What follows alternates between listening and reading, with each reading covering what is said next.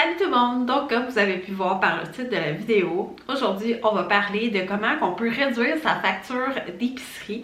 Donc j'ai reçu beaucoup de questions sur Instagram quand plusieurs semaines de suite j'ai montré mon épicerie à moins de 100$ pour une famille de 4, donc 2 adultes, 2 enfants.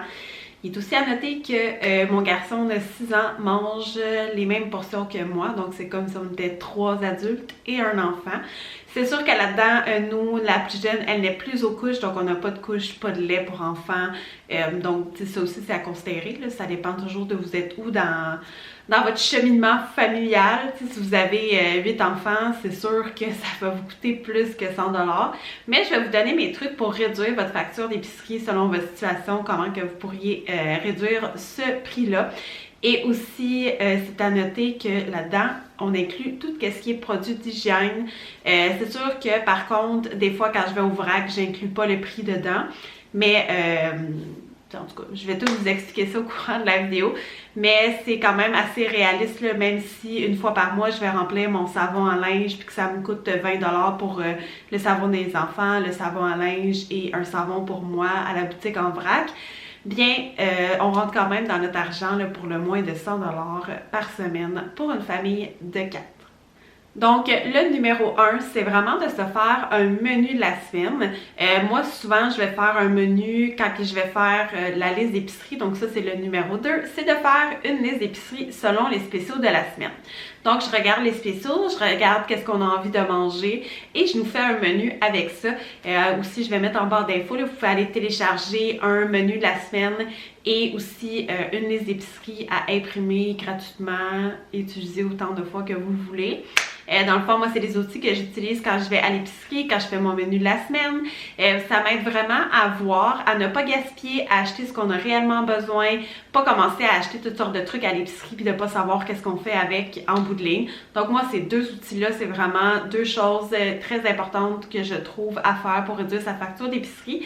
Et aussi, si vous êtes au Québec, moi, je vais à l'épicerie IGA. Donc, c'est quand même une épicerie qui est reconnue pour être dispendieuse. Donc, c'est pour vous montrer que si vous allez dans un Maxi, dans un Super C, vous allez probablement encore plus réduire votre facture d'épicerie. La raison pour laquelle on va au IGA, c'est que nous, on mange beaucoup de produits aussi qui sont santé et végé et on a de la misère à trouver ça dans les Super C et les Maxi à l'extérieur, des blocs de tofu au Super C. Là, moi, je trouve absolument rien, en tout cas au mien.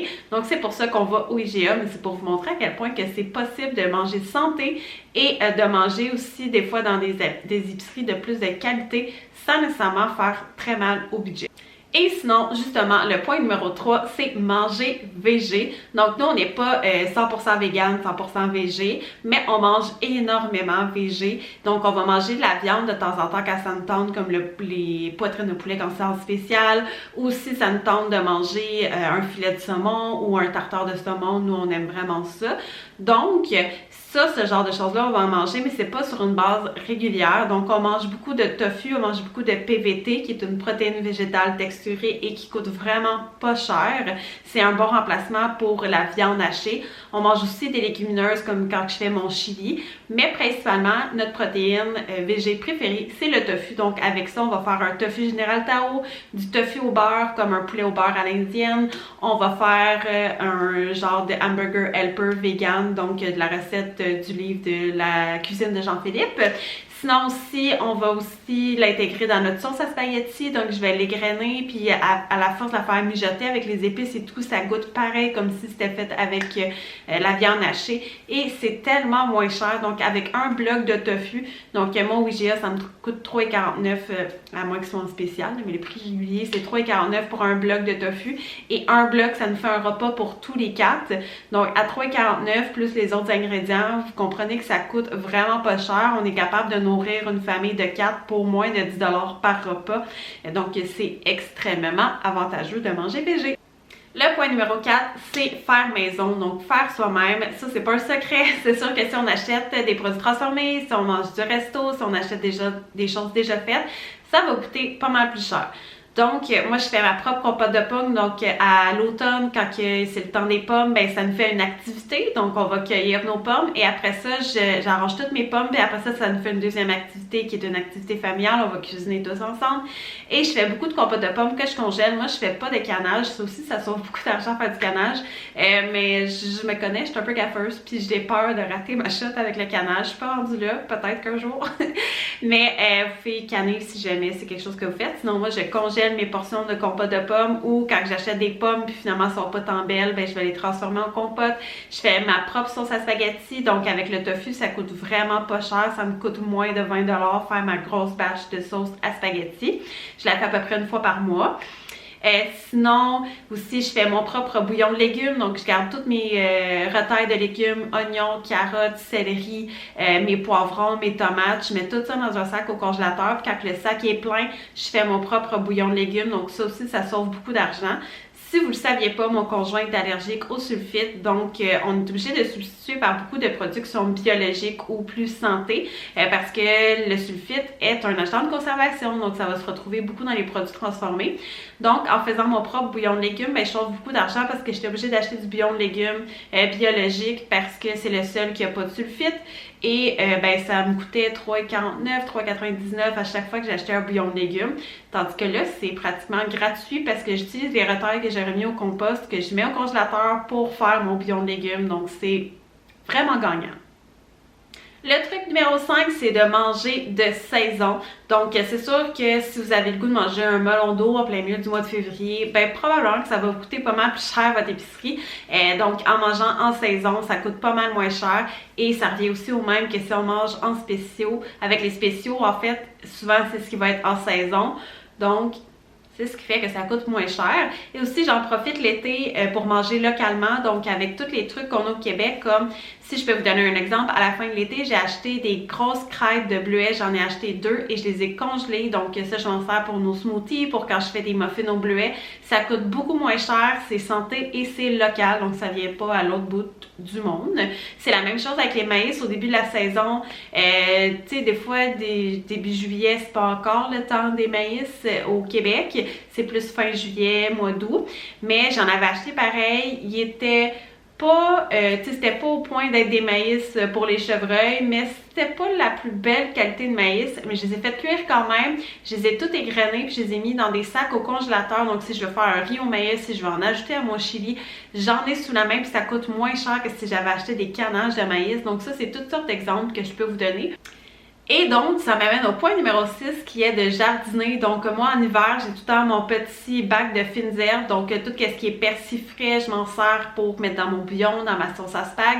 Et j'ai aussi récemment commencé à faire pousser, ben récemment, au mois de juin, je n'ai pas acheté d'échalotes ou d'oignons verts, peu importe comment vous appelez ça. Depuis le mois de juin, j'en avais coupé un que j'ai mis dans mon bac et depuis ce temps-là, il n'arrête pas de pousser puis il est super bon, il est super beau. Donc, si on se fait des repas asiatiques, si on se fait des sautés de légumes, peu importe, des soupes, on les coupe et on le met dedans. Puis dans le fond, c'est ça de moins que j'ai acheté sur mon épicerie, donc ça vaut vraiment la peine. Pareil pour jardiner. C'est sûr qu'il y a un coût de départ pour faire les bacs, pour acheter la terre, mais une fois qu'on l'a acheté, le compost, on peut aller le chercher gratuitement à notre éco-centre. Il y a beaucoup de villes que c'est comme ça. Sinon, après ça, mais c'est sûr que peut-être qu'on peut changer un petit peu la terre, mais versus le coût que ça coûte pour acheter de la nourriture pendant tout l'été, ça vaut vraiment la peine. Donc avec ça, moi, mes tomates, encore une fois, je fais pas de canage. Puis à la fin de l'été, comme cette année, j'avais pas de temps.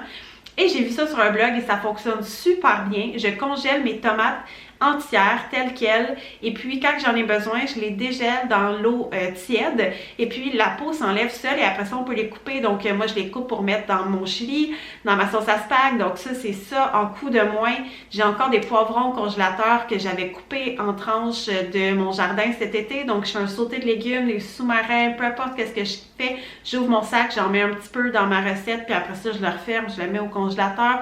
Toutes ces choses-là, ça m'aide énormément. Puis pendant l'été, ben, j'achète pas de salade, j'achète pas de concombres ou très peu. En fait, les concombres, ça c'est faux, là. J'ai pas été très bonne cette année pour en faire. Les radis, toutes ces choses-là, c'est des choses qui sont facturables en moins à l'épicerie, donc ça vaut ultra la peine. Aussi, on peut se faire pousser des arbres fruitiers comme des framboisiers, des bleuetiers. Ça vaut vraiment la peine. Et sinon, le point numéro 7, c'est les cartes de points. Donc, si jamais vous avez une carte Optimum, si vous avez une carte Air Miles, moi, je me sers souvent de mes points pour échanger. Quand il y a des promos de points aussi, je regarde tout le temps ça. Ça vaut super gros la peine quand on va aux mêmes endroits. C'est sûr que si on a les cartes de points de tous les magasins, puis qu'on va faire ici et là, puis qu'on court au travers de la ville, moi, je l'ai déjà fait, le couponing, je l'ai déjà fait ça. Ça marche pas avec mon rythme de vie, j'aime pas ça, puis c'est souvent pas avec les bons produits santé qui correspondent à ce que je veux manger, donc moi je ne le fais pas. Sinon, l'autre point, le point numéro 8, c'est aussi profiter des cartes de points, des cartes de crédit. Ça vaut vraiment la peine. Pourquoi? Parce que nous, avec notre carte de crédit Costco, c'est sûr qu'il faut avoir l'habitude de bien rembourser sa carte de crédit. Il ne faut pas laisser ça aller pour ne pas payer d'intérêt. Mais comme là, avec la carte de crédit Costco, on a un retour de 400 $ et on n'a pas payé d'intérêt là-dessus. Donc nous, ça nous fait un gros Costco de 400 $ pour une famille de 4. Ça vaut tellement la peine. Le point numéro 9, c'est d'éviter les produits transformés. Donc, ça coûte vraiment cher de manger transformé. Donc, ça revient au point de faire soi-même. Le numéro 10, c'est qu'on boit quasiment aucun breuvage autre que de l'eau. On boit pas beaucoup de lait, pas beaucoup de produits laitiers. On boit très peu d'alcool, très peu de liqueur et de jus. C'est sûr qu'on achète de temps en temps quand on a le goût de se gâter, quand mon chum a le goût de se faire un rum and coke, quand j'ai le goût de boire un pomme ou quand on a le goût d'acheter du jus de pomme pour les enfants, on le fait. On n'est pas des extrémistes non plus. Mais ça l'aide qu'à chaque épicerie, on n'achète pas ces aliments-là. Et bien sûr, il ne faut pas oublier de se gâter, de se faire plaisir de temps en temps. Donc oui, comme je dis, des fois on mange du tartare, une fois ou 2 semaines à peu près, on va au resto. Ben en fait, en ce moment, on se fait venir du resto. Sinon, si on a le goût d'un breuvage, comme que je dis, on ne va pas se priver pour le faire, on va se gâter. Mais au quotidien, c'est vraiment toutes des petites actions qui fait qu'on a plus d'argent, que ça nous coûte moins cher en épicerie. Puis que quand on a le goût de se gâter, on se sent pas mal, on n'est pas serré dans notre budget. Puis en même temps, ça permet qu'on se gâte vraiment parce que c'est pas quelque chose qu'on a chaque semaine. Donc c'est comme une petite surprise et ça fait du bien. Et voilà, c'est tout pour la vidéo de cette semaine. J'espère que vous l'avez beaucoup aimé. J'aimerais ça que vous me dites en commentaire c'est quoi vos trucs pour baisser votre facture d'épicerie. Qu'est-ce qui fait que ça vous coûte moins cher et combien que ça vous coûte par semaine. Donc pour ceux que ça coûte plus cher ou pas, j'aimerais ça savoir, puis savoir aussi que vous êtes combien dans votre famille. Ça l'aide beaucoup. N'oubliez pas de faire un petit j'aime et de vous abonner à ma chaîne si ce n'est pas déjà fait, si vous aimez ce genre de contenu. Et aussi, n'oubliez pas d'aller voir en barre d'infos, je vais avoir mis toutes les fiches imprimables que j'ai gratuitement sur mon site et aussi quelques recettes végé pour vous donner envie de cuisiner végé puis de vous prouver que ça peut être très bon et très peu coûteux. On se revoit pour une prochaine vidéo. Bye!